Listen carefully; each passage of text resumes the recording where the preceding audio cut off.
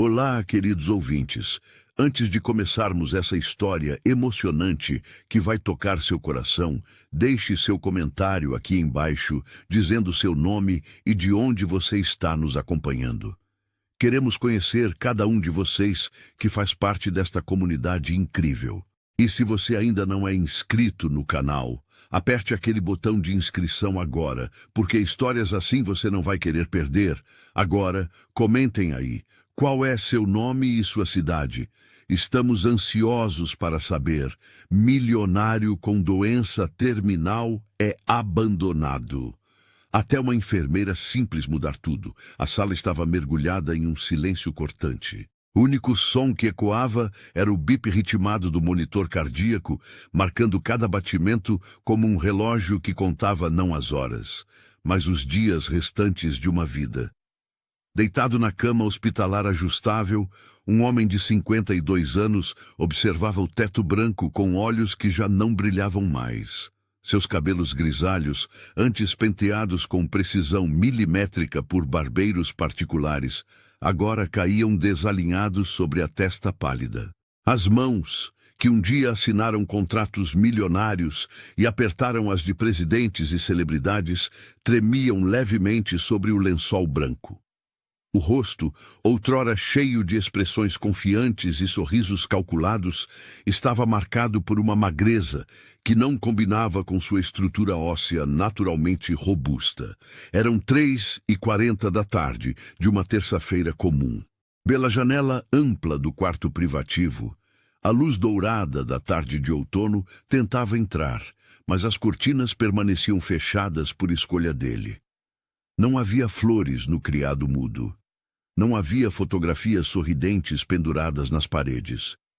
Não havia cartas de melhoras ou balões coloridos como nos outros quartos do corredor. Havia apenas ele, o silêncio e a solidão. O homem fechou os olhos por um momento, deixando uma lágrima solitária escorrer pelo canto. Não era de dor física que chorava. A morfina cuidava disso razoavelmente bem. Era algo muito pior. Era a dor de perceber, tarde demais, o que realmente importava na vida. Do lado de fora do quarto, os passos apressados dos profissionais de saúde ecoavam pelo corredor. Vozes discutiam casos, familiares conversavam animadamente com pacientes, crianças riam visitando avós. Mas ninguém parava na porta do quarto 417. Ninguém tocava a campainha, ninguém perguntava se ele precisava de algo. Ele estava completamente sozinho. E pela primeira vez, em 5 décadas de existência, Rodrigo Tavares Nunes entendeu o verdadeiro significado da palavra abandonado. 6 meses antes daquela tarde solitária, Rodrigo era um nome que ressoava com poder nos círculos empresariais do Brasil e da América Latina. Fundador e presidente da Nunes Incorporações, ele havia transformado uma pequena construtora herdada do pai em um conglomerado que operava em 17 países. Seus empreendimentos pontuavam as paisagens de cidades como Dubai, Miami, Lisboa e Buenos Aires. Cada projeto carregava sua assinatura. Luxo inacessível para a maioria, exclusividade para poucos. Rodrigo não construía casas, ele construía símbolos de status, monumentos ao sucesso financeiro. Seu apartamento em São Paulo ocupava os 2 últimos andares de um dos prédios mais cobiçados da Avenida Faria Lima. 300 metros quadrados de decoração minimalista, com obras de arte contemporânea que valiam mais do que a maioria das pessoas ganharia em toda uma vida. A vista panorâmica capturava a cidade inteira, fazendo-o sentir-se acima de tudo e de todos. E talvez, pensando bem, ele realmente se sentisse assim. Rodrigo acordava às 5 da manhã todos os dias. Seu personal trainer particular chegava às 5h15 para uma sessão de exercícios de 1 hora.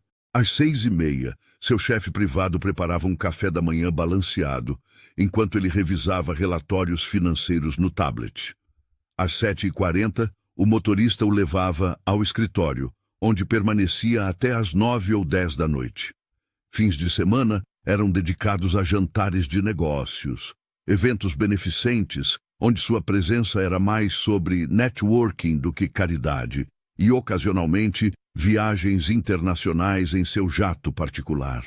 Rodrigo havia se casado aos 28 anos com Helena Furtado, filha de outro empresário do setor imobiliário. O casamento era, em essência, uma fusão estratégica. Eles tiveram 2 filhos, Bruno, agora com 24 anos, e Mariana, com 21. Helena era uma mulher elegante, sempre impecavelmente vestida, com cabelos loiros perfeitamente escovados e unhas sempre feitas. Ela participava de comitês sociais, organizava galas beneficentes e mantinha a imagem pública da família impecável. Mas entre ela e Rodrigo havia pouco mais do que cordialidade profissional. Dormiam em quartos separados há anos. Conversavam apenas sobre logística familiar ou compromissos sociais. O afeto havia evaporado há tanto tempo que Rodrigo nem conseguia lembrar quando foi a última vez que realmente olhou nos olhos da esposa e viu algo além de indiferença educada. Os filhos seguiram caminhos previsíveis. Bruno estudou administração em uma universidade na Inglaterra e agora trabalhava formalmente na empresa do pai, embora trabalhar significasse aparecer algumas horas por semana e assinar papéis. Mariana cursava design de moda em Milão, gastando mensalmente quantias que fariam qualquer pessoa comum trabalhar anos para acumular. Nenhum dos dois tinha verdadeira proximidade com o pai. Rodrigo perdera aniversários, formaturas, apresentações escolares. Sempre havia uma reunião mais importante, um negócio que não podia esperar, um cliente internacional chegando. Com o tempo, os filhos pararam de esperar por sua presença, pararam de convidá-lo, pararam de se importar. Rodrigo tinha amigos, ou assim pensava, sócios de golfe, parceiros de negócios, conhecidos de longa data nos círculos da elite paulistana. Mas eram relacionamentos construídos sobre interesse mútuo, não sobre conexão genuína. Ninguém sabia o que realmente acontecia dentro de Rodrigo Tavares Nunes. Ninguém perguntava. E ele também não se importava em compartilhar. Vulnerabilidade era fraqueza, emoção era distração. Sucesso exigia foco absoluto e sacrifícios que outros não estavam dispostos a fazer. Pelo menos era isso que ele dizia a si mesmo toda noite antes de dormir sozinho em seu quarto enorme e vazio. A reviravolta começou em uma manhã aparentemente comum de março. Rodrigo estava em seu escritório no 23º andar do edifício comercial no Brooklyn, revisando propostas para um novo empreendimento em Toronto, quando sentiu uma tontura súbita. Agarrou-se à mesa de mogno maciço, esperando que passasse. Mas não passou. A sala começou a girar lentamente e um zumbido agudo preencheu seus ouvidos. Tentou chamar sua secretária, mas as palavras saíram embaralhadas. A próxima coisa que se lembrava era estar deitado no chão frio, olhando para o rosto preocupado de Patrícia, sua secretária há 15 anos, enquanto ela falava urgentemente ao telefone. No hospital sírio-libanês, após uma bateria de exames que durou 3 dias, o Dr. Henrique Campos entrou no quarto particular com uma expressão que Rodrigo imediatamente reconheceu. Era a mesma expressão que ele próprio usava quando precisava dar más notícias a investidores. Senhor Nunes, o médico começou, sentando-se na cadeira ao lado da cama. Os resultados dos exames indicam um tumor cerebral. Glioblastoma multiforme, para ser específico. Rodrigo permaneceu em silêncio, processando as palavras. É maligno e está em estágio avançado, o doutor continuou, sua voz profissional, mas não desprovida de compaixão. Localizado no lobo frontal, o que explica as tonturas e episódios confusionais que você mencionou ter experienciado nas últimas semanas. Qual o tratamento? Rodrigo perguntou, sua voz firme, apesar do caos interno.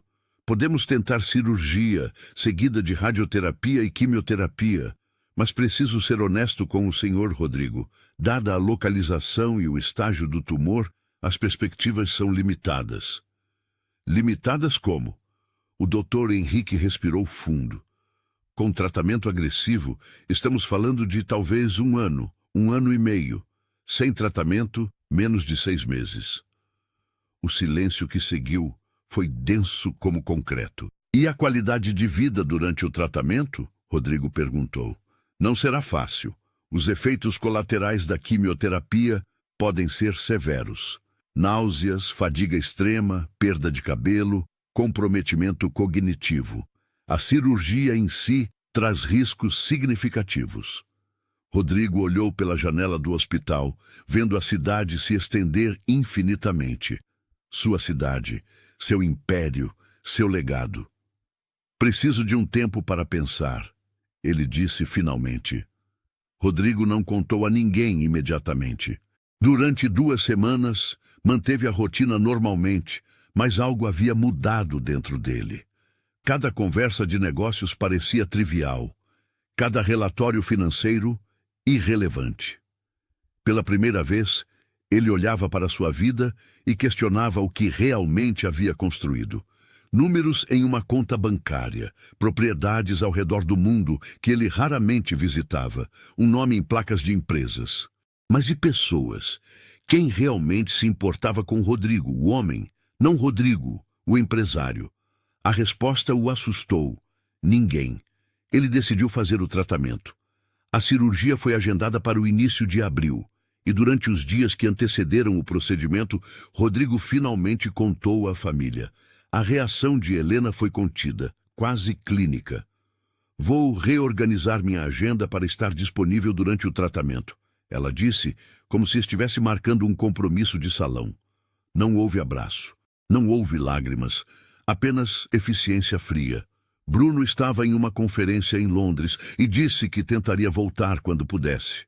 Mariana chorou ao telefone, mas estava no meio da semana de moda e não podia simplesmente largar tudo agora, pai. Você entende, né? Ele entendeu. Perfeitamente.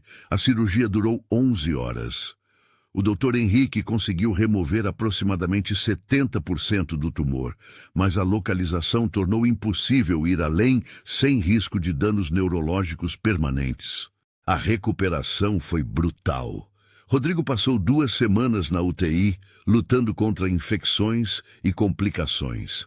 Helena visitava diariamente por 30 minutos, geralmente durante o horário de almoço, sempre impecavelmente vestida e perfumada. Ela se sentava educadamente, perguntava sobre os sinais vitais, comentava sobre o clima ou alguma notícia irrelevante, e depois ia embora. Bruno apareceu uma vez. Ficou 15 minutos mexendo no celular e não voltou mais. Mariana enviava mensagens de áudio longos, falando sobre suas preocupações, mas nunca comprou uma passagem de volta ao Brasil. Os amigos de Rodrigo enviaram cestas de frutas e flores nos primeiros dias. Depois, silêncio. Quando finalmente recebeu alta hospitalar e voltou para casa, Rodrigo não reconheceu mais o lugar. O apartamento luxuoso, que sempre fora seu santuário de sucesso, agora parecia um mausoléu frio e impessoal. Os corredores vazios ecoavam seus passos vacilantes. As obras de arte caras o encaravam sem significado. Helena havia contratado uma enfermeira para cuidar dele durante o dia. Uma mulher profissional chamada Fernanda, que cumpria suas funções com competência, mas sem envolvimento emocional. Ela administrava os medicamentos, verificava os sinais vitais, preparava refeições leves e ia embora pontualmente às 7 da noite. À noite, Rodrigo ficava sozinho.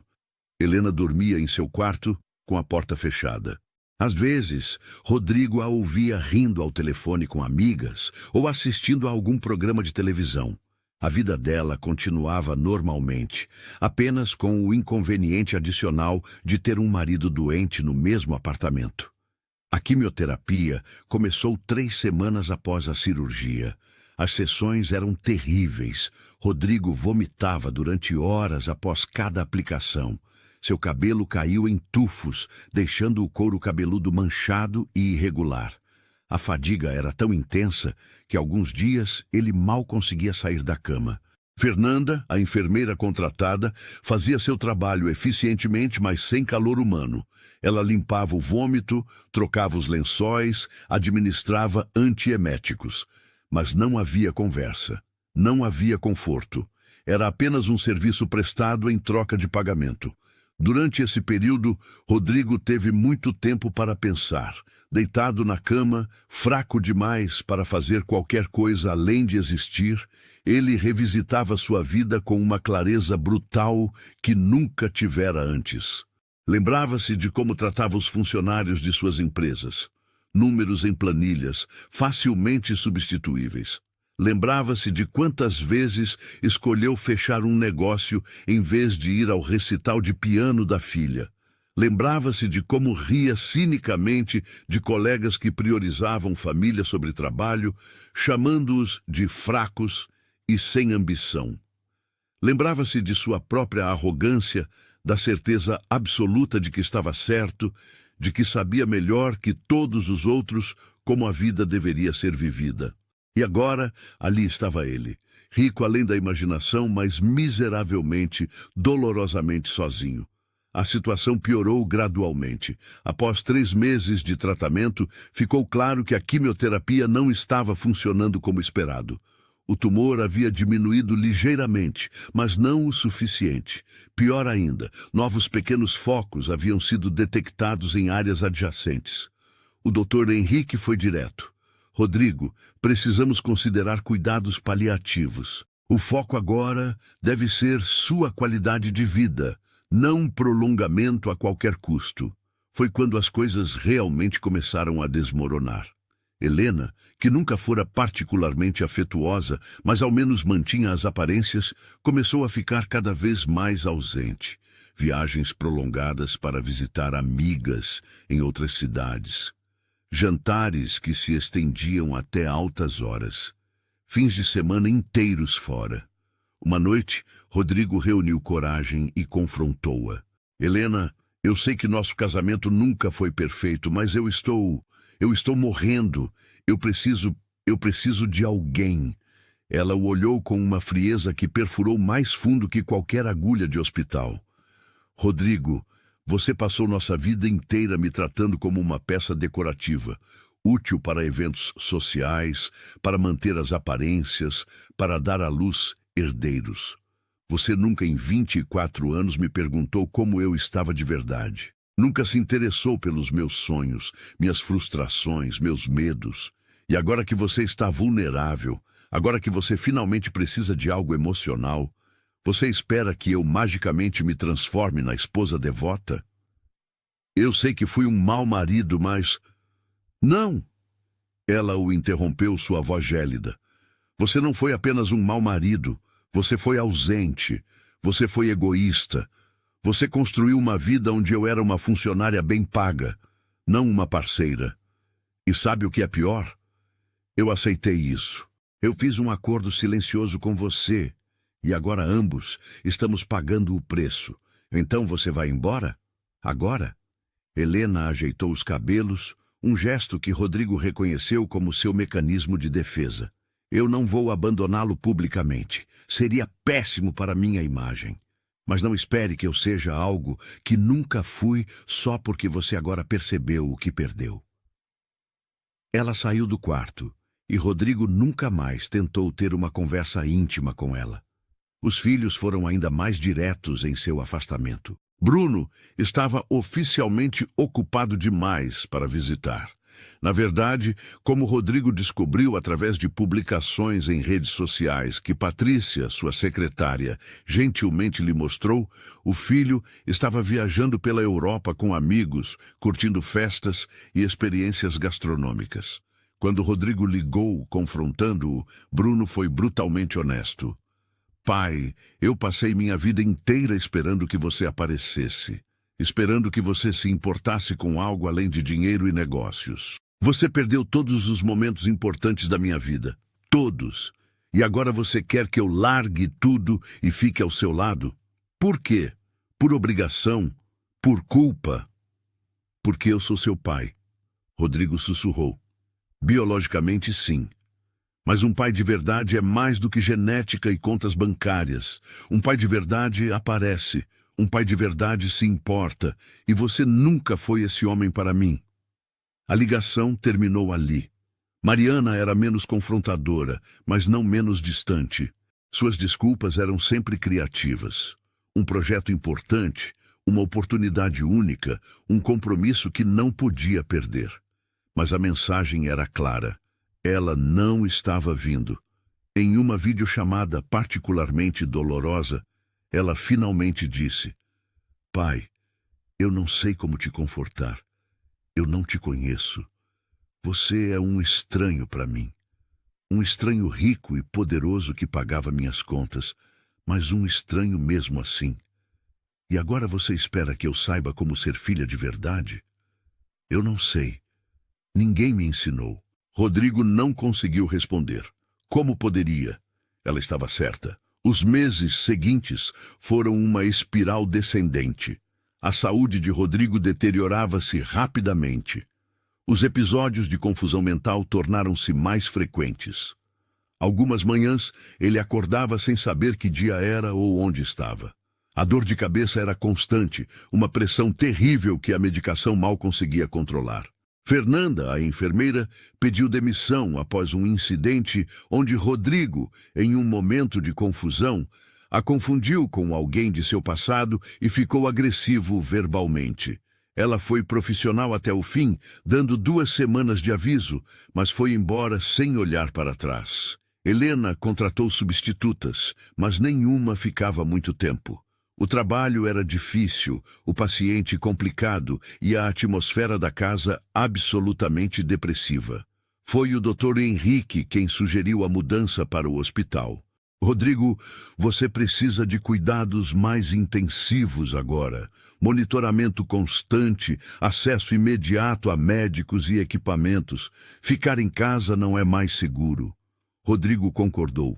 Principalmente porque a ideia de continuar naquele apartamento vazio, sendo um fardo para enfermeiras que claramente não queriam estar ali, era insuportável. Helena organizou tudo com sua eficiência característica. Contratou um quarto privativo no Hospital Santa Mônica, uma instituição renomada em São Paulo, especializada em cuidados prolongados. O quarto era espaçoso, bem equipado e depressivamente impessoal. No dia em que se mudou para o hospital, Helena o acompanhou, supervisionou a instalação e depois se despediu com um beijo frio na testa. Vou visitá-lo regularmente, ela disse, mas ambos sabiam que era mentira. E assim, Rodrigo Tavares Nunes, um dos homens mais ricos e poderosos do Brasil, encontrou-se completamente sozinho em um quarto de hospital, esperando a morte chegar. Luciana Campos tinha 36 anos e uma alma cansada dentro de um corpo que insistia em continuar.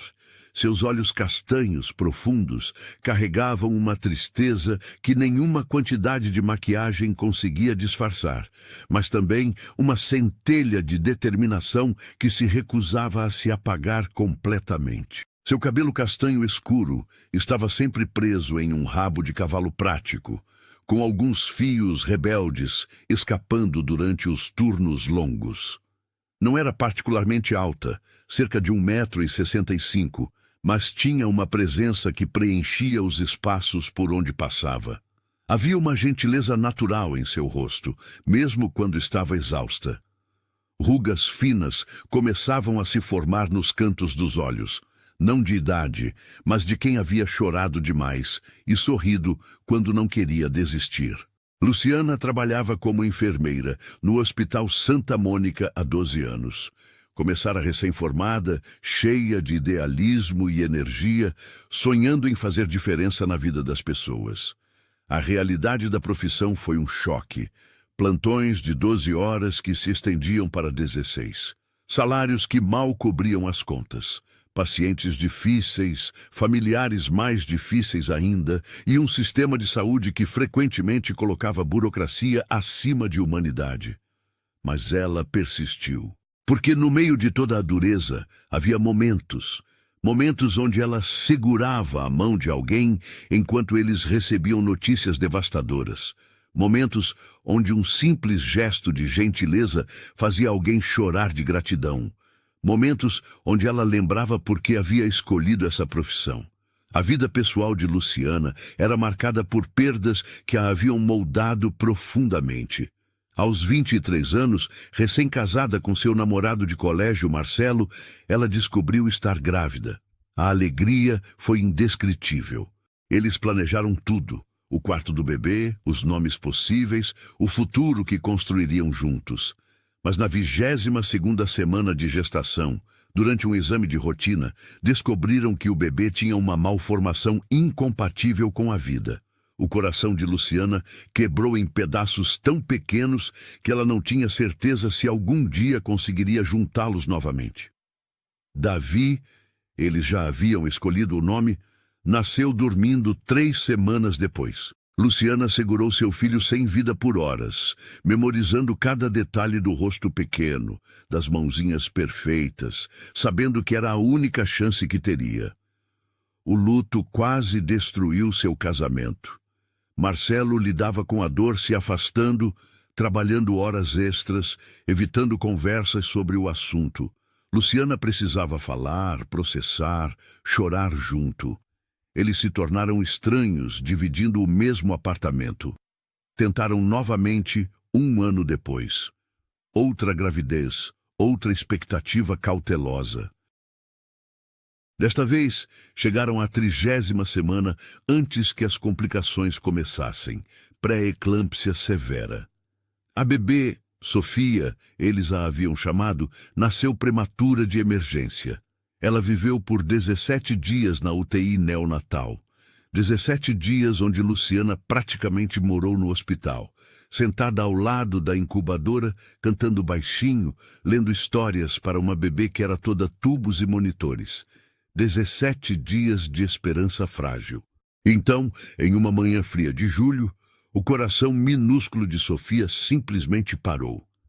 Dessa vez, foi Marcelo quem não aguentou. Ele saiu uma noite para respirar e não voltou. Ligou 3 dias depois, dizendo que não conseguia mais, que era muito, que ele se sentia um fracasso como pai, como marido, como homem, que precisava recomeçar em outro lugar, longe das memórias. O divórcio foi rápido e pouco contestado. Luciana estava entorpecida demais para lutar. Assinou os papéis, dividiu os poucos bens que tinham e se viu aos 26 anos completamente sozinha, com 2 bebês enterrados e um coração que não sabia como continuar batendo. Os anos seguintes foram de sobrevivência automática. Trabalho, casa, trabalho. Ela se tornou a enfermeira que pegava os plantões que ninguém queria. Finais de semana, feriados, madrugadas. Qualquer coisa para não ter que sentar em silêncio em seu apartamento pequeno e confrontar o vazio. Sua mãe, Dona Célia, uma senhora robusta de 68 anos, com cabelos completamente brancos e um coração maior que o mundo, morava a 3 quarteirões de distância. Ela se preocupava constantemente com a filha. Tentava arranjar encontros, convencê-la a sair mais, viver mais. Luciana, minha filha, você é tão jovem ainda. Não pode deixar o passado te prender assim. Mas Luciana não via as coisas dessa maneira. Não era sobre estar presa ao passado. Era sobre carregar seus filhos de alguma forma. Se ela parasse, se realmente seguisse em frente, sentia que os estaria abandonando. E ela já havia perdido tanto. Aos 36 anos, Luciana havia construído uma vida pequena, mas funcional. Seu apartamento era modesto, decorado com simplicidade. Ela tinha uma gata laranja chamada Mel, adotada de um abrigo que a recebia todas as noites com ronronados. Tinha alguns colegas de trabalho com quem tomava café ocasionalmente. Visitava a mãe todo domingo para almoço. Não era a vida que ela havia sonhado, mas era a vida que ela tinha. E ela havia aprendido a encontrar pequenos momentos de paz dentro dela.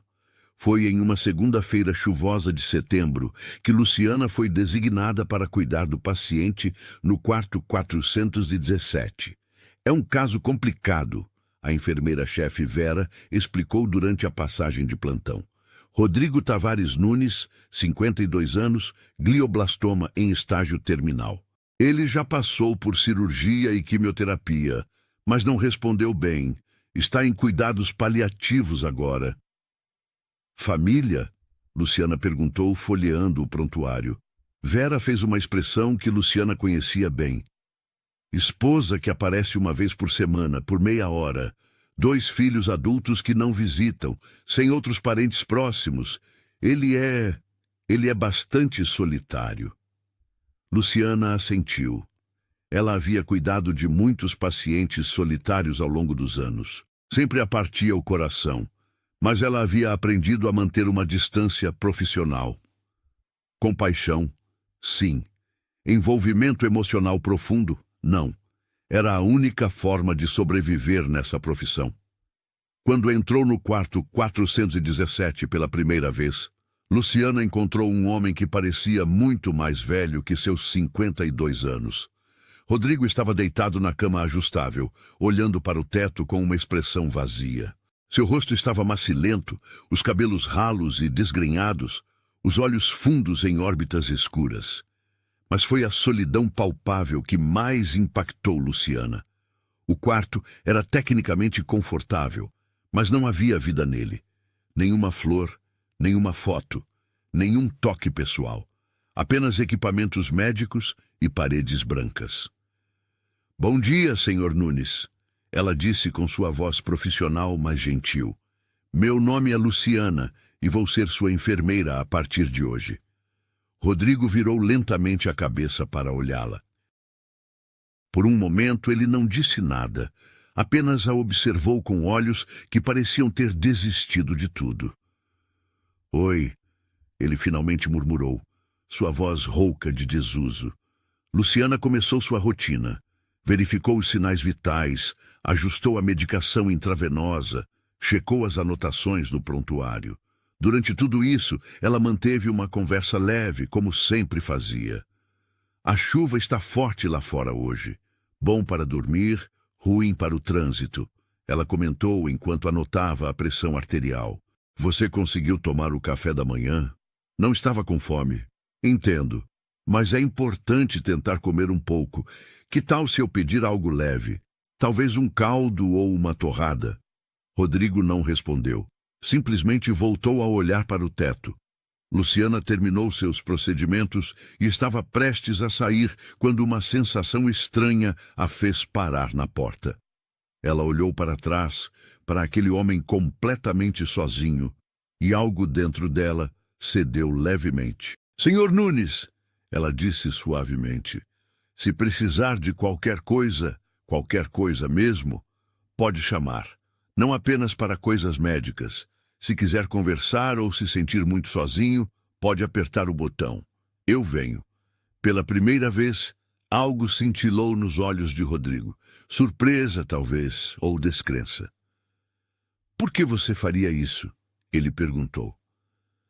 Luciana pensou por um momento. Porque ninguém deveria ter que passar por isso completamente sozinho.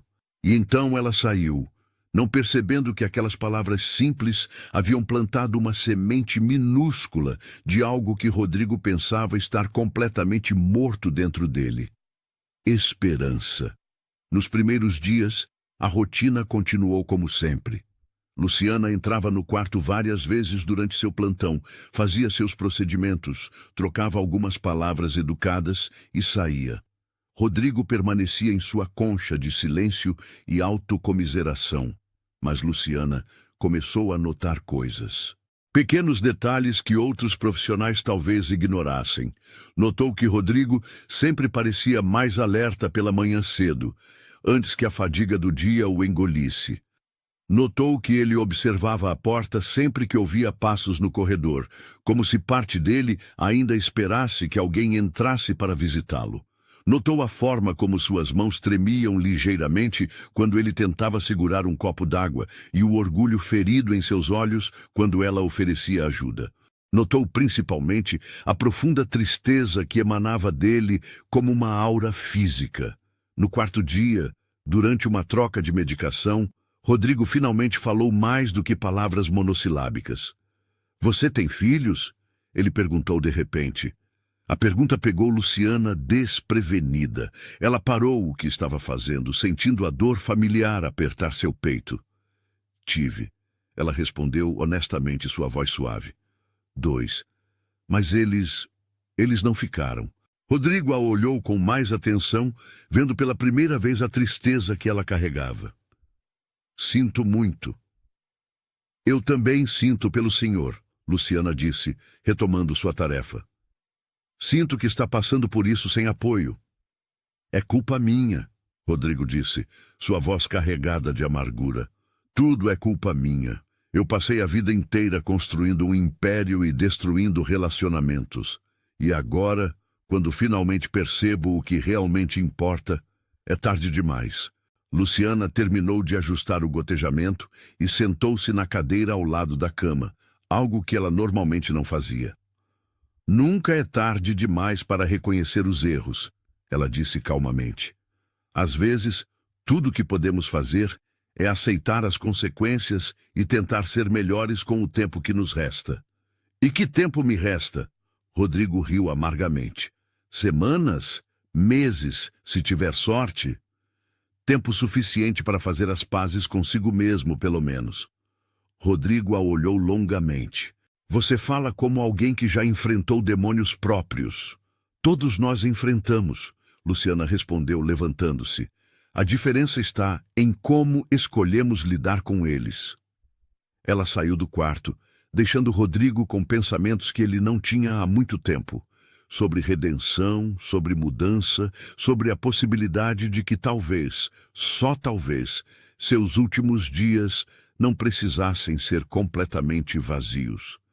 A partir desse dia, algo mudou sutilmente na dinâmica entre Luciana e Rodrigo. Ele começou a esperar por seus horários de visita. Começou a fazer mais perguntas. Começou, lentamente, a sair de sua concha. Luciana, por sua vez, encontrou-se parando mais tempo no quarto 417 do que o estritamente necessário. Ela conversava com Rodrigo sobre coisas triviais primeiro. O clima, notícias, alguma história engraçada do hospital. Gradualmente, as conversas se aprofundaram. Por que você se tornou enfermeira? Rodrigo perguntou em uma tarde particularmente difícil, após um episódio de dor intensa. Luciana estava organizando os travesseiros para torná-lo mais confortável. Ela parou, considerando a pergunta. Minha avó, ela finalmente disse.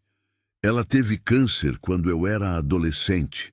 Passei muito tempo no hospital com ela e vi como as enfermeiras faziam diferença. Não apenas medicamente, mas emocionalmente. Elas eram as que seguravam a mão dela quando ela tinha medo, as que faziam piada para distraí-la da dor, as que a tratavam como pessoa, não como paciente. Eu queria ser isso para alguém. E você conseguiu? Luciana sorriu tristemente. Algumas vezes. Outras vezes, o sistema te engole e você se torna apenas mais uma pessoa apressada em um corredor lotado. Mas tento. Todo dia eu tento. Você consegue comigo, Rodrigo disse baixinho.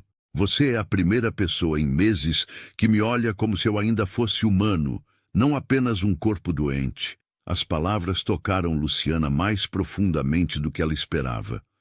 Você é humano, Sr. Nunes. Mais do que você parece acreditar. As semanas passaram e um vínculo genuíno começou a se formar.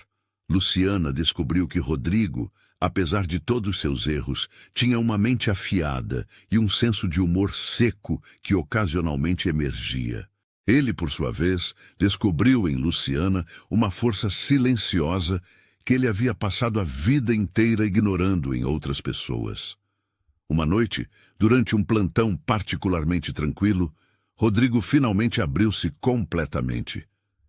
Eu desperdicei tudo, ele disse, sua voz quebrada.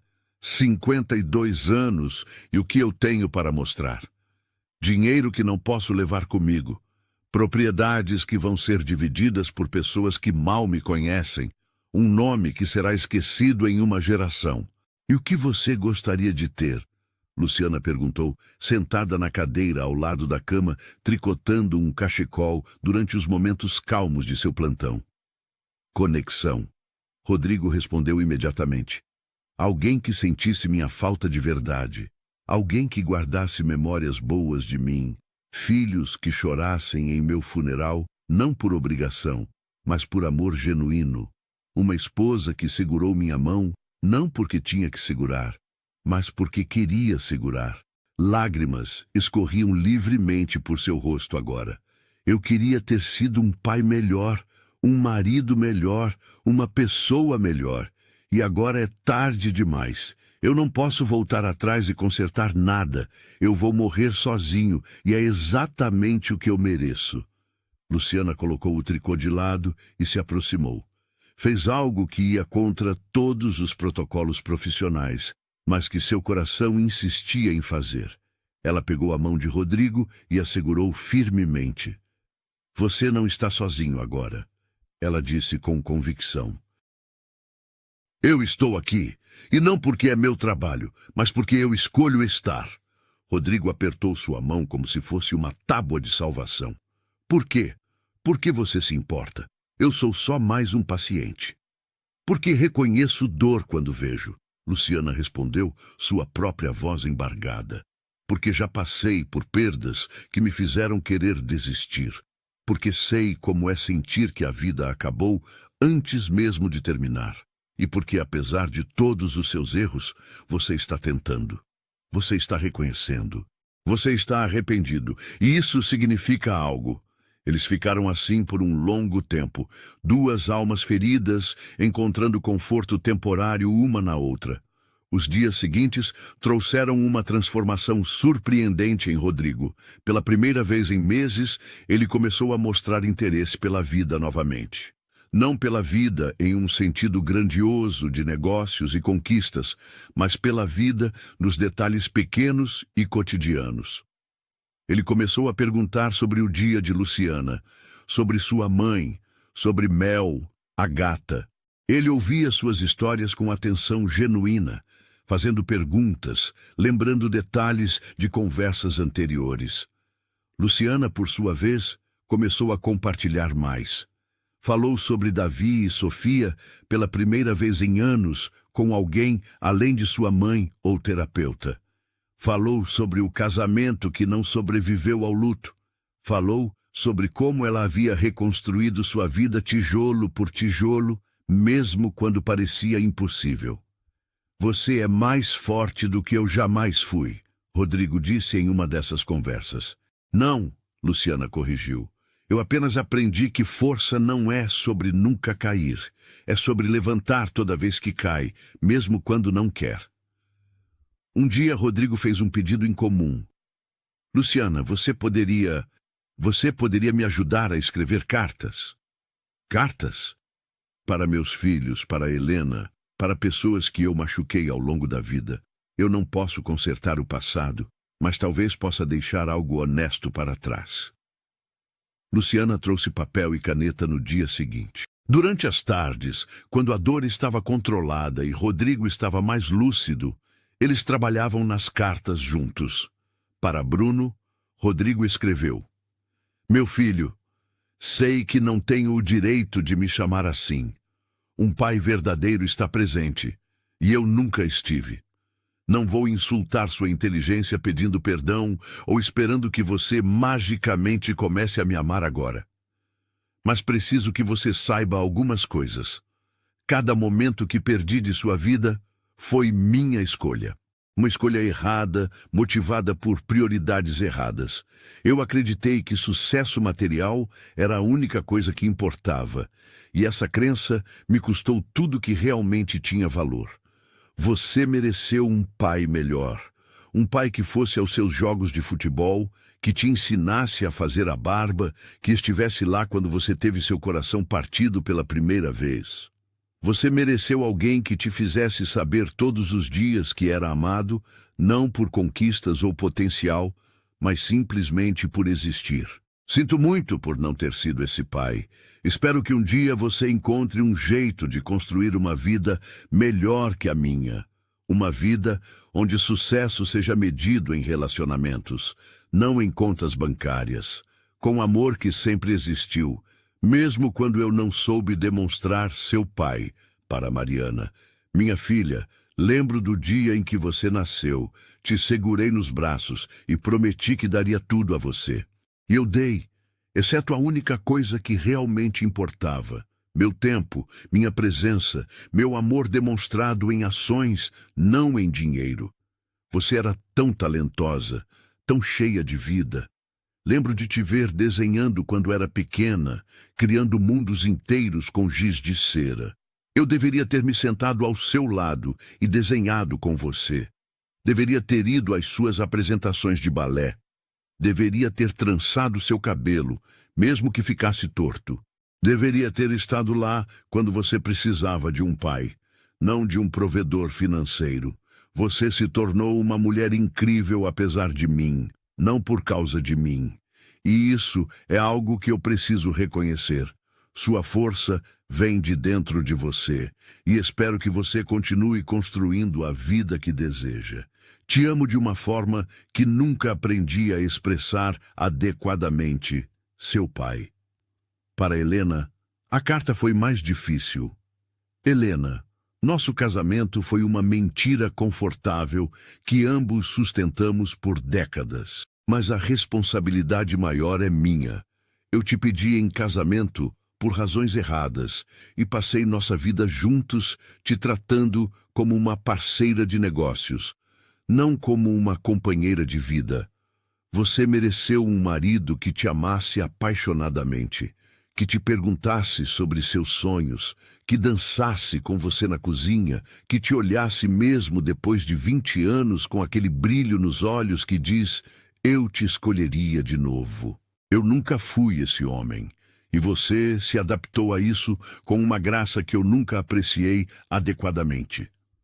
Você construiu uma vida dentro das limitações que eu impus, e isso deve ter sido sufocante. Não espero seu perdão. Não espero que sinta algo além de alívio quando eu partir, mas preciso que saiba que reconheço tudo que fiz de errado. Quando eu partir, por favor, viva. Viva a vida que deveria ter vivido todo esse tempo. Ache alguém que te mereça. Seja feliz. Rodrigo. Escrever as cartas foi catártico e exaustivo. Rodrigo chorou através de cada uma delas. Luciana permaneceu ao seu lado, oferecendo lenços de papel e presença silenciosa. Uma tarde, Rodrigo fez outro pedido. Luciana, eu gostaria de fazer algo significativo com o dinheiro que vou deixar.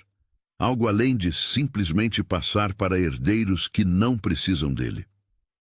Você tem algo em mente? Rodrigo pensou longamente. Eu nunca pensei muito em causas sociais. Era apenas outra obrigação nos círculos que eu frequentava. Mas agora eu penso em todas as pessoas que poderiam usar a ajuda que eu nunca dei. Ele olhou para Luciana. Você perdeu seus bebês por complicações médicas. Quantas outras famílias passam por isso? Quantas poderiam ser ajudadas com mais recursos, melhor pré-natal, mais acesso a cuidados especializados?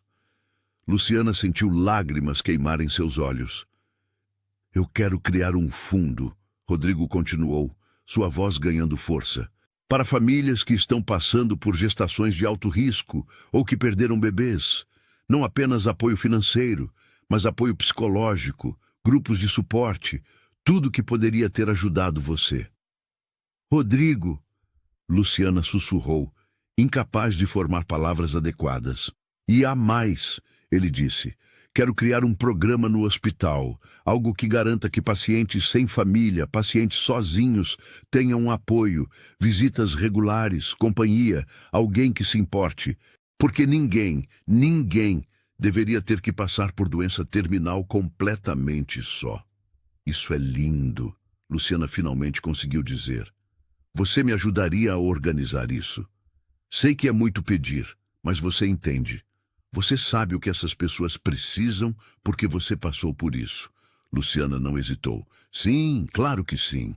Nas semanas seguintes, entre procedimentos médicos e momentos de dor, Rodrigo e Luciana trabalharam juntos planejando o projeto. Rodrigo chamou seus advogados, reformulou seu testamento, criou as estruturas legais necessárias. Helena, quando informada, simplesmente assentiu com indiferença. Os filhos não foram consultados. Esse era o legado que Rodrigo escolheu deixar. A saúde de Rodrigo continuou a declinar, mas de forma estranha, seu espírito parecia mais vivo do que nunca. Ele conversava animadamente com Luciana sobre os detalhes do fundo, sobre como seria estruturado, sobre as famílias que poderiam ajudar. "Sabe o que é engraçado?" ele disse uma tarde. "Eu passei 50 anos buscando significado através de conquistas materiais. E estou encontrando mais significado nessas últimas semanas, deitado em uma cama de hospital, do que em toda a minha vida anterior." "Não é o tempo que importa", Luciana respondeu. "É o que você faz com ele."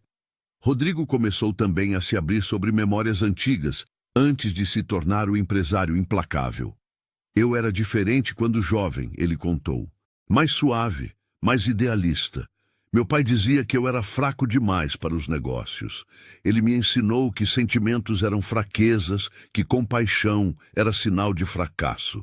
E eu internalizei isso tão profundamente que me esqueci de quem eu realmente era." "Quem você era?" Luciana perguntou gentilmente. "Um garoto que queria ser professor." Rodrigo sorriu tristemente.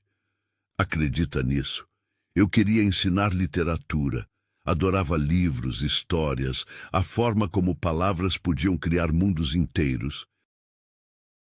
Mas meu pai disse que isso era desperdício de potencial, que eu tinha a obrigação de continuar o negócio da família. Nunca é tarde para reconectar com essa parte de si mesmo."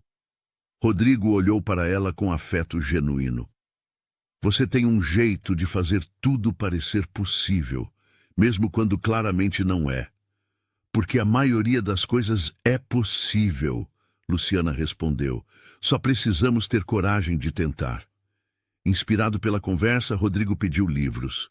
Luciana trouxe alguns de sua coleção pessoal. Nos dias bons, ela lia para ele. Poesia, trechos de romances, crônicas. Rodrigo fechava os olhos e se perdia nas palavras, reconectando com uma parte de si mesmo que havia enterrado há décadas. Um evento significativo aconteceu na sexta semana desde que Luciana começou a cuidar de Rodrigo. Ela estava em seu dia de folga, em casa descansando, quando seu telefone tocou. Era o hospital. Rodrigo havia tido um episódio ruim e estava perguntando por ela. Luciana não hesitou. Vestiu-se rapidamente e foi ao hospital, mesmo não estando de plantão. Quando entrou no quarto 417, encontrou Rodrigo visivelmente angustiado. Ele havia tido outro episódio de convulsões e a equipe médica acabara de estabilizá-lo. Ele estava assustado, confuso e claramente tinha estado chorando. "Luciana", ele sussurrou quando a viu, sua voz quebrada de alívio. "Estou aqui", ela disse correndo para o lado da cama e pegando sua mão. "Estou aqui. Está tudo bem agora. Eu pensei que ia morrer sozinho", ele confessou, lágrimas escorrendo. "E a única coisa que passou pela minha cabeça foi que eu queria você aqui. Não minha esposa, não meus filhos. Você. A única pessoa que verdadeiramente se importa se eu viver ou morrer." "Eu me importo muito", Luciana disse com convicção, apertando sua mão. "E não vou deixá-lo sozinho. Prometo." Rodrigo a olhou com uma intensidade que ela nunca havia visto. "Como eu posso agradecer por tudo que você fez por mim? Você me deu algo que eu não tinha há meses. Propósito, esperança, uma razão para querer acordar de manhã." "Você não precisa agradecer. Você me deu algo também." "O quê?" Rodrigo perguntou, genuinamente confuso. "Um lembrete", Luciana respondeu. "Um lembrete de que nunca é tarde para mudar, de que redenção é possível, de que mesmo nas piores circunstâncias ainda podemos escolher ser melhores. Eu estava apenas sobrevivendo, Rodrigo, há anos, mas cuidar de você, ver sua transformação, isso me lembrou de que ainda há vida para ser vivida, que eu também posso escolher ser mais do que apenas alguém carregando dor. Eles ficaram assim, mãos entrelaçadas, dois sobreviventes de vidas que não saíram como planejado, encontrando consolo um no outro. A notícia de que uma enfermeira havia vindo em seu dia de folga apenas porque Rodrigo pediu por ela espalhou-se rapidamente pelo hospital. Alguns colegas acharam tocante, outros acharam que Luciana estava cruzando limites profissionais. A enfermeira-chefe, Vera, chamou Luciana para uma conversa. Luciana, preciso te perguntar algo difícil. Você está se envolvendo emocionalmente demais com o paciente do 417? Luciana pensou cuidadosamente antes de responder. Eu me importo com ele, sim, talvez mais do que deveria tecnicamente, mas não de uma forma inadequada. Ele está morrendo, Vera, completamente sozinho, e Eu entendo essa solidão de uma forma que a maioria das pessoas não entende. Vera suspirou. Olha, eu não vou dizer para você parar, mas tenha cuidado com seu próprio coração. Você sabe como isso termina, e quando terminar, vai doer. Eu sei, Luciana admitiu, mas algumas coisas valem a dor. As semanas passaram. A saúde de Rodrigo flutuava. Alguns dias melhores, outros piores. Mas através de tudo, Luciana estava lá. Não apenas durante seus plantões regulares, mas frequentemente em seus dias de folga, parando para uma visita rápida. Ela trazia pequenas coisas que iluminavam o dia de Rodrigo. Flores frescas para substituir as que murchavam, um pedaço de bolo que sua mãe havia feito, uma revista com um artigo interessante que ela pensou que ele gostaria. Dona Célia, a mãe de Luciana, ficou curiosa sobre o paciente que sua filha tanto mencionava. Esse Rodrigo parece especial, ela comentou em um almoço de domingo. Ele é, Luciana admitiu. Ele me lembra que boas pessoas podem fazer escolhas ruins e que reconhecer isso já é metade do caminho para a redenção. Você gosta dele? Dona Célia observou, não como pergunta, mas como fato. Como amigo, Luciana esclareceu. Como alguém que passou por perdas e está tentando fazer as pazes com a vida antes que seja tarde demais. Eu me identifico com isso. Só tome cuidado, minha filha. Seu coração já foi quebrado tantas vezes. Eu sei, mãe, mas alguns corações são feitos para serem quebrados e depois colados de volta, de novo e de novo. E talvez seja justamente nisso que consiste viver de verdade. Em outubro, Helena finalmente apareceu para uma de suas visitas esporádicas. Luciana estava justamente no quarto, ajudando Rodrigo a se sentar mais confortavelmente quando a esposa entrou. Helena estava, como sempre, impecável. Vestido bege claro, sapatos de salto, bolsa de grife, maquiagem perfeitamente aplicada. Ela parou na porta, observando a cena com olhos frios. Interrompo algo? Ela perguntou, sua voz cortante. Luciana se endireitou profissionalmente. Bom dia, senhora Nunes. Estava apenas ajustando os travesseiros. Vou deixá-los a sós. Não precisa, Rodrigo disse rapidamente. Luciana pode ficar. Helena ergueu uma sobrancelha. Que íntimo, chamando a enfermeira pelo primeiro nome. Helena, Rodrigo disse com uma fadiga que não era apenas física. Por favor, não. Ela se aproximou, sentando-se na cadeira com postura perfeita. Como você está se sentindo? Da mesma forma que da última vez que você perguntou 3 semanas atrás. Um silêncio tenso preencheu o quarto. Luciana discretamente começou a organizar os suprimentos médicos, querendo dar-lhes privacidade, mas cumprindo o pedido de Rodrigo de permanecer. Recebi os papéis do advogado, Helena finalmente disse, sobre suas mudanças no testamento. E? Acho, Acho que é uma decisão sábia. Melhor uso para o dinheiro do que simplesmente sentar em contas bancárias. A admissão pareceu custar-lhe algo. Rodrigo a olhou com surpresa. Obrigado, ele disse calmamente. Helena olhou para as mãos perfeitamente manicuradas em seu colo. Eu não fui uma boa esposa, mas você também não foi um bom marido. Acho que ambos fizemos o melhor que podíamos com quem éramos. Isso é verdade. Tavi, ela se levantou para ir embora, mas parou na porta olhando para trás.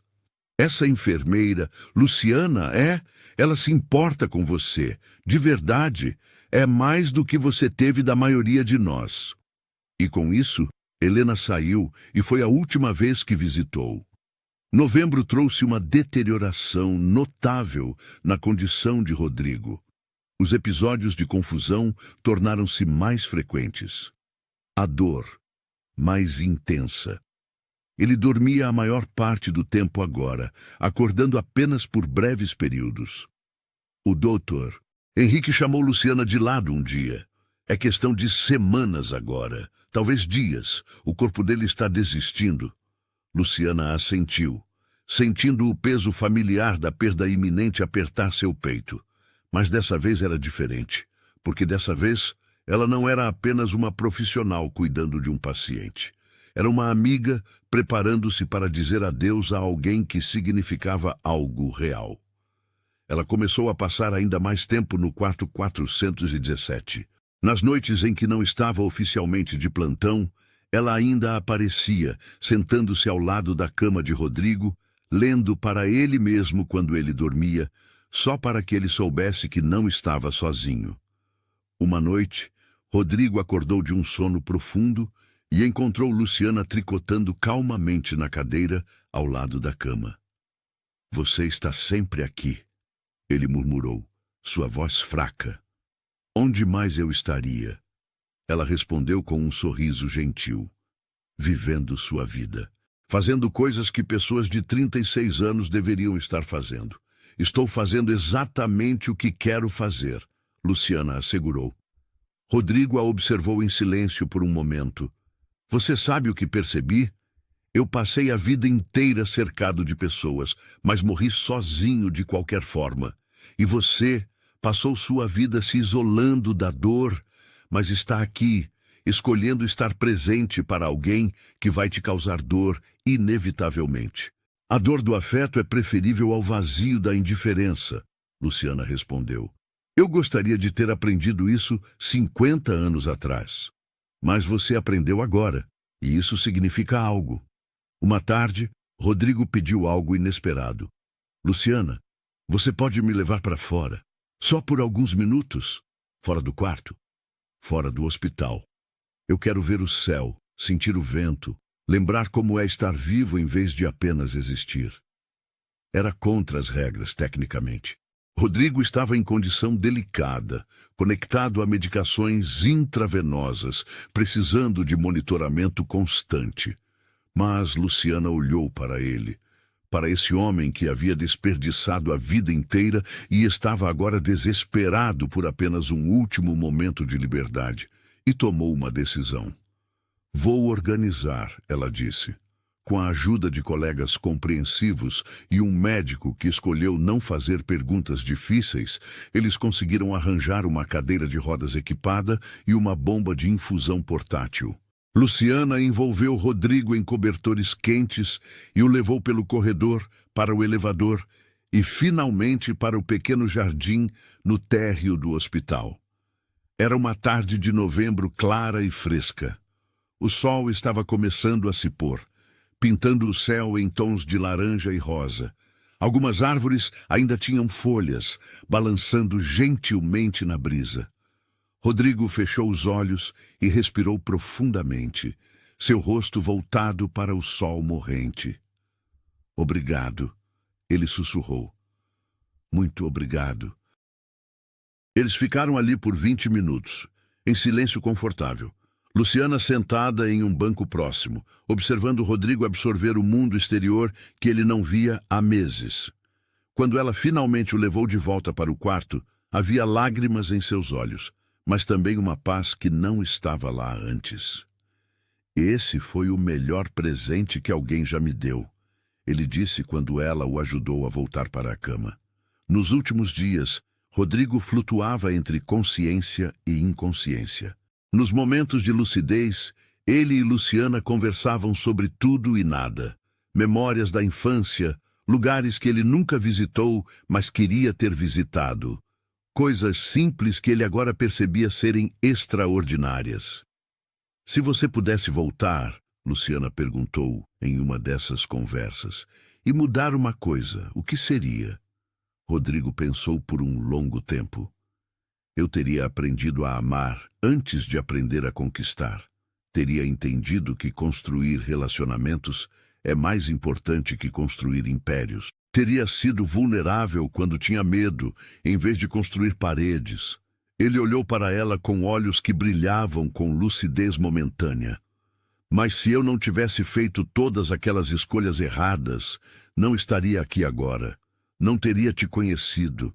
E conhecer você, Luciana, isso valeu cada momento de dor que me trouxe até aqui. Luciana sentiu lágrimas escorrerem livremente agora. Você também mudou minha vida, Rodrigo. Você me lembrou que ainda posso sentir, ainda posso me importar, ainda posso deixar alguém entrar, mesmo sabendo que pode doer. No penúltimo dia, Bruno apareceu inesperadamente.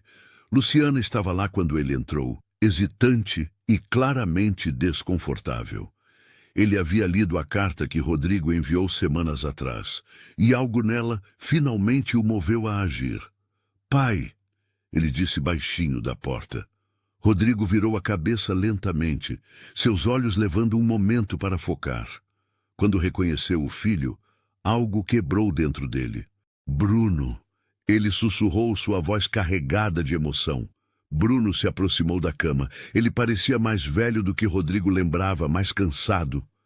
Eu li sua carta. Li várias vezes. Eu sinto muito, Rodrigo disse, lágrimas escorrendo. Por tudo. Por não ter sido o pai que você precisava. Bruno ficou em silêncio por um longo momento. Eu também sinto muito. Por não ter vindo antes.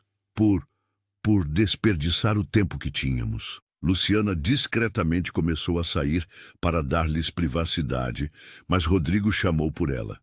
Luciana, fique, por favor. Ele olhou para o filho. Bruno, essa é Luciana. Ela é a razão de eu não ter morrido completamente sozinho. Bruno estendeu a mão para ela. Obrigado por cuidar dele quando nós não cuidamos. Os três passaram a tarde juntos. Bruno finalmente conversou com o pai, não sobre negócios ou obrigações, mas sobre sentimentos, arrependimentos, a possibilidade de alguma forma de paz. Não foi uma reconciliação completa. Muita dor havia sido causada, muito tempo havia sido perdido. Mas foi um começo. Ou talvez mais precisamente, foi um final melhor do que Rodrigo pensou que mereceria. Quando Bruno finalmente saiu, ele abraçou o pai. O primeiro abraço genuíno em quantos anos? Nenhum deles conseguia lembrar. Eu vou me lembrar disso, Bruno disse. Vou me lembrar que você mudou no final. E vou tentar ser melhor do que você foi.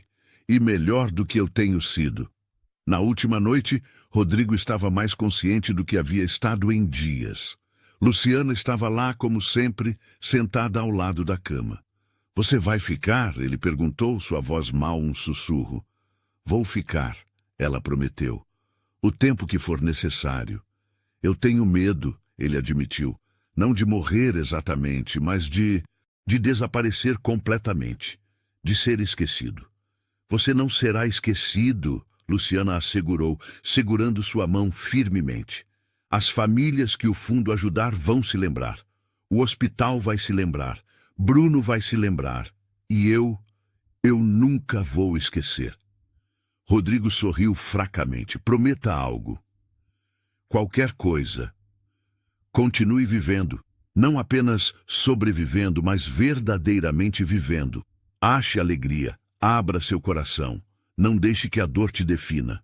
Você me ensinou que nunca é tarde demais para mudar. Agora eu estou te ensinando que nunca é tarde demais para viver. Eu prometo. Luciana disse, chorando abertamente agora. E talvez, Rodrigo continuou, sua voz ficando mais fraca, talvez um dia, quando você pensar em mim, não pense no empresário frio e egoísta que eu fui. Pense no homem que você ajudou a encontrar redenção. Esse é o legado que eu quero. Esse é o único legado que vou lembrar, Luciana prometeu. Rodrigo fechou os olhos, sua respiração ficando mais superficial. Luciana permaneceu ao seu lado, segurando sua mão, cantarolando suavemente uma canção de ninar que ela costumava cantar para seus bebês. Nas primeiras horas da manhã, enquanto o sol começava a nascer sobre São Paulo, Rodrigo Tavares Nunes deu seu último suspiro.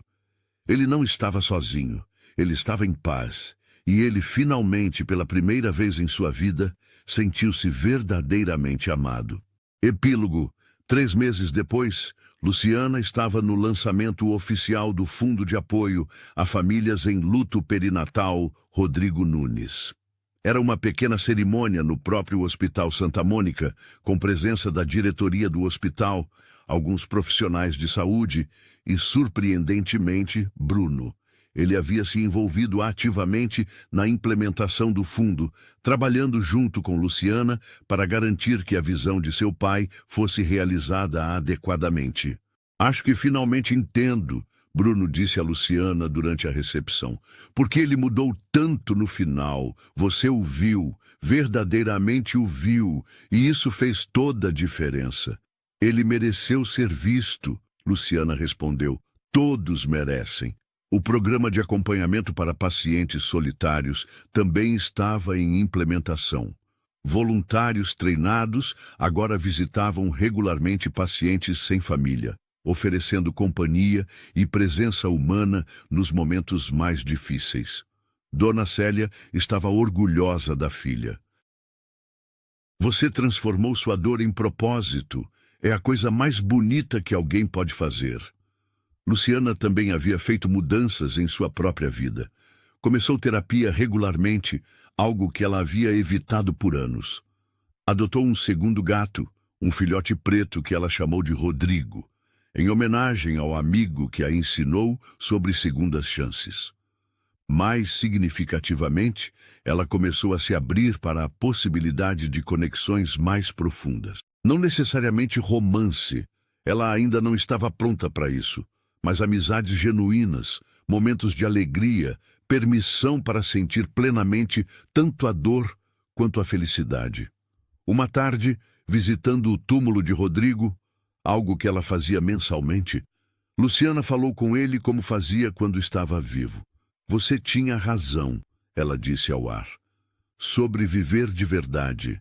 Eu passei tanto tempo com medo de sentir dor novamente que esqueci como sentir qualquer coisa. Mas você me lembrou que viver significa sentir tudo. A alegria, a tristeza, o amor, a perda. E que isso é bonito, mesmo quando dói. O vento soprou suavemente, balançando as flores que ela havia trazido.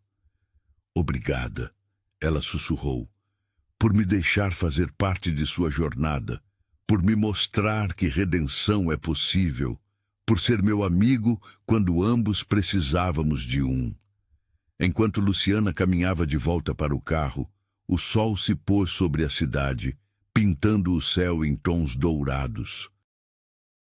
Ela pensou sobre vidas vividas e vidas desperdiçadas, sobre arrependimentos e segundas chances, sobre como uma enfermeira simples e um milionário sozinho encontraram nos momentos finais algo que ambos procuravam, conexão humana genuína.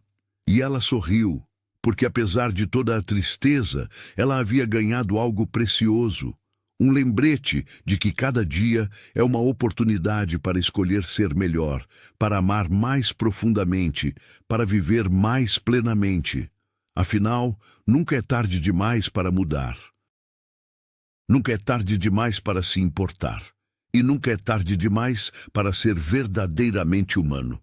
E assim termina nossa história hoje, queridos ouvintes.